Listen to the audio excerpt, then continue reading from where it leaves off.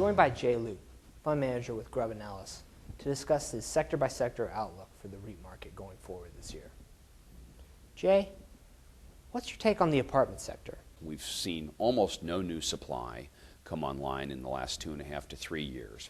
At the same time, given the support that Freddie Mac and Fannie Mae have played in issuing debt and making debt available to the sector, we have not seen a whole lot of distress.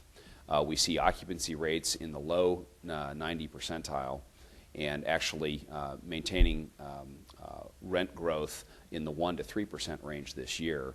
We actually think that apartments are some of the best positioned companies to grow occupancy going forward ahead of new supply coming to the sector. And what about healthcare? We believe that healthcare, actually, given both demographic demands and the stability of the space and the lack of new supply that's come on in the last 3 years, we believe that healthcare is truly very well positioned, irregardless of what happens with healthcare reform. And what's your outlook for the industrial sector? This is an area that will benefit and always benefits from an increase in global trade. We see Asia and Latin America recovering ahead of the United States, and as a result, export-driven demand for industrial real estate, we think, will begin to take hold in the back half of this year. So industrial we see coming back after apartments. And then some of the retail sectors, the fortress malls and the best located neighborhood centers, we believe are also well positioned to not only maintain occupancy levels, but actually to begin growing rents sometime in the next 2 to 3 years. How do you see things playing out in the office sector?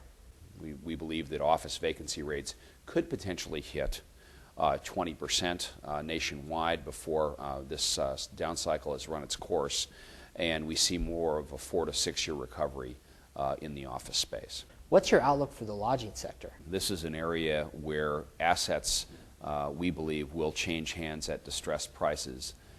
This creates an opportunity for the better positioned lodging REITs that we own shares in.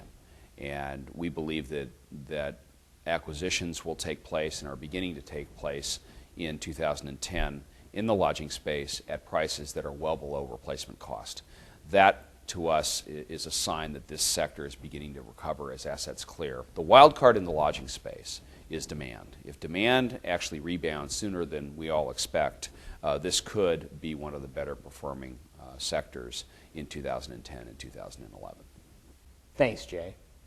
For more information on this and other REIT news and analysis, check out REIT.com.